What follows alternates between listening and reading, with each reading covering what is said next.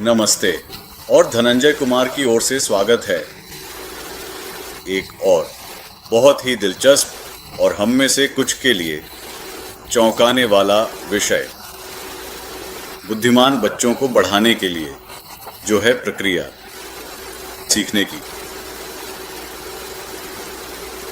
और शुरू करने से पहले मैं आपको याद दिलाना चाहूँगा, और शायद आप पहले से ही जानते हैं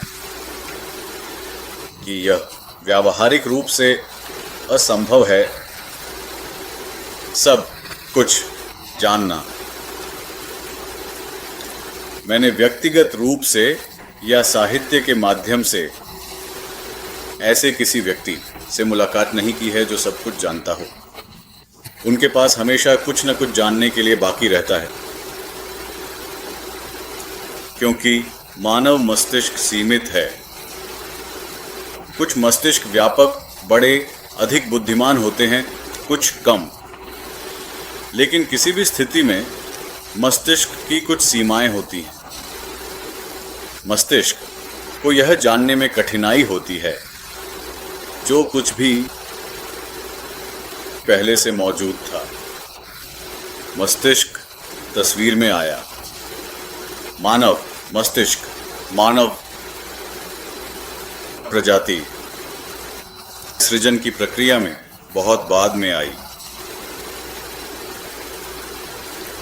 इसलिए मस्तिष्क के लिए यह पूरी तरह से समझना संभव नहीं है कि कुछ ऐसा हुआ जो मस्तिष्क के जन्म से पहले था। यह एक पहलू है।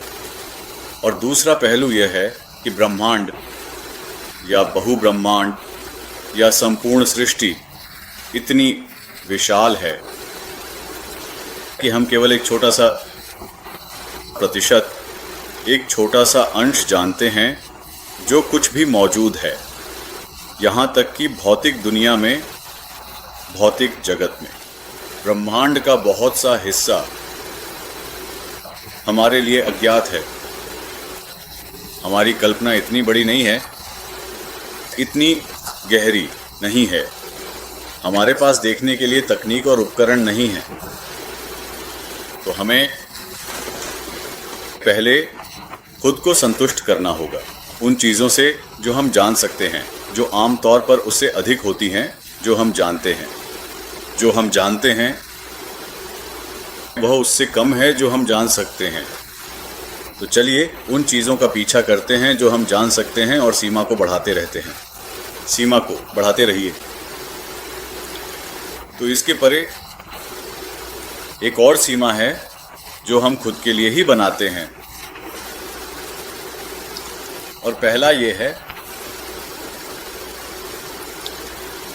हम में से कई लोग सोचते हैं गलती से कि हम पहले से ही सब कुछ जानते हैं, या जो हम जानते हैं वह सही ज्ञान है, सत्य है, और हम इसे पकड़कर रखते हैं, हम इससे जुड़ जाते हैं। तो कोई भी ज्ञान, कोई भी जानकारी जो हमारे रास्ते में आती है, जो हमारे ज्ञान का विरोध करती है, कभी कभी हम उसे अस्वीकार कर देते हैं। हम उसे जानना नहीं चाहते, हम उसके बारे में सुनना नहीं चाहते। यह एक बड़ी सीमा बनाता है। इसलिए नए ज्ञान के लिए अपने मन को खुला रखना बहुत बहुत महत्वपूर्ण है। अब आपके पास जो मौजूदा ज्ञान है उसके साथ कैसे निपटें, उस नए ज्ञान के संबंध में जो आप प्राप्त करते हैं। जो हम जानते हैं उसके साथ सामंजस्य में नहीं होता, या नया ज्ञान हमारे ज्ञान का विरोध करता है, तो हम भ्रमित हो सकते हैं। तो एक तरीका यह है कि जो आप जानते हैं आप उसे लगातार प्रश्न करें। क्या मैं सही हूँ? मैं इस तरह सोचता हूँ, मैं इस पर विश्वास करता हूँ, क्या मैं सही हूँ या यह सच है?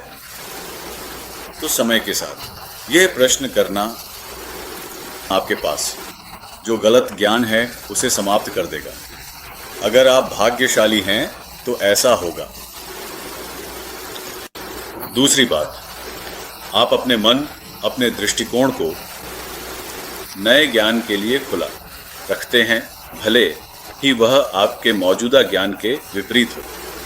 इसलिए हमेशा अधिक से अधिक सीखने का प्रयास करें। न केवल अधिक से अधिक सीखें, बल्कि यह भी सीखें कि जो आप जानते हैं वह सही है या नहीं, और अगर यह सही नहीं है तो इसे संशोधित करने की कोशिश करें, इसे बदलने की कोशिश करें, या यदि आवश्यक हो इसे छोड़ दें। अब यह करना एक कठिन काम है, क्योंकि इसे अनलर्निंग कहा जाता है। और मेरे एक शिक्षक ने शायद 20 या 30 साल पहले मुझे बताया था, और मुझे अब भी याद है कि कभी कभी सीखने से ज़्यादा महत्वपूर्ण अनलर्निंग होती है, क्योंकि अनलर्निंग एक थोड़ा जटिल प्रक्रिया है। यह आपकी खामियों को स्वीकार करने, आपके अधूरे या गलत ज्ञान को स्वीकार करने और उसे छोड़ने के लिए अधिक ईमानदारी और सच्चाई की मांग करता है। लेकिन अनलर्निंग का मतलब है नए ज्ञान के साथ जो आपके मौजूदा ज्ञान का विरोध करता है, और आप इसे परखते हैं, आप नए ज्ञान पर भी सवाल उठाते हैं। उसी तरह जैसे आप अपने मौजूदा ज्ञान को परखते और सवाल करते हैं। जब विरोधाभास होता है तो तैयार रहें और खुद को तैयार करें कि आप अपने पहले के ज्ञान को छोड़ दें और नए ज्ञान को स्वीकार करें, क्योंकि दोनों एक साथ मौजूद नहीं हो सकते। और यही कारण है, क्योंकि अगर आपके पास विरोधाभासी ज्ञान है, मैं एक उदाहरण देता हूँ। शायद 1000 साल पहले दुनिया के कुछ हिस्सों में लोग सोचते थे कि सूरज पृथ्वी के चारों ओर घूमता है। हालांकि हमारे प्राचीन आर्य जानते थे कि ऐसा नहीं है, पृथ्वी सूरज के चारों ओर घूमती है। लेकिन बहुत से लोग सोचते थे कि सूरज पृथ्वी के चारों ओर घूमता है, क्योंकि हम सूरज को उगते और ऊपर जाते हुए और फिर सूरज को डूबते हुए देखते हैं, कि तो सूरज को पृथ्वी के चारों ओर घूमना चाहिए। तो वह ज्ञान था। अब एक बार नहीं बल्कि कई बार यह साबित हुआ कि वास्तव में पृथ्वी सूरज के चारों ओर घूमती है। अब जिन लोगों के पास यह विचार था कि सूरज पृथ्वी के चारों ओर घूमता है, उन्हें उस विचार को छोड़ना होगा, जिसका मतलब है कि उन्हें उसे भूलना होगा। तभी नया ज्ञान, सही ज्ञान कि पृथ्वी सूरज के चारों ओर घूमती है, स्थापित होगा। और यह सिर्फ एक उदाहरण है, और ऐसे सैकड़ों और हजारों उदाहरण हैं आपके जीवन में जिनसे आप सामना करेंगे।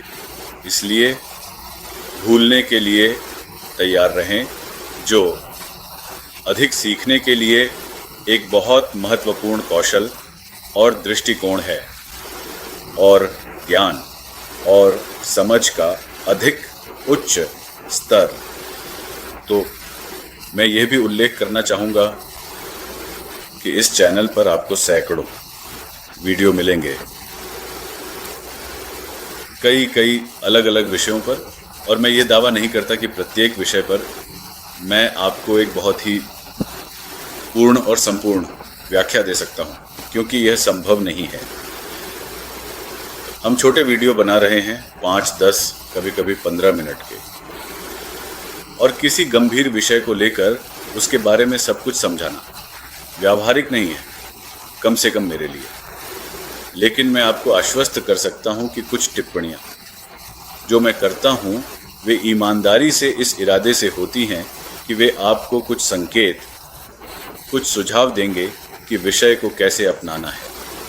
कुछ मामलों में यह अधिक विस्तृत होगा या कुछ मामलों में कम विस्तृत, ताकि यह आपको उच्च और गहन ज्ञान के मार्ग पर ले जाए, न कि आपको पूर्ण ज्ञान दे, जो मेरे लिए छोटे वीडियो में संभव नहीं है। तो कृपया उस संकेत को लें कि यह सरल और छोटा सुझाव है। स्वयं प्रयास करें और स्वयं जांचें, और फिर इसे स्वीकार करें और इसके साथ जिएं। सुनने के लिए धन्यवाद। हम जल्द ही वापस आएंगे।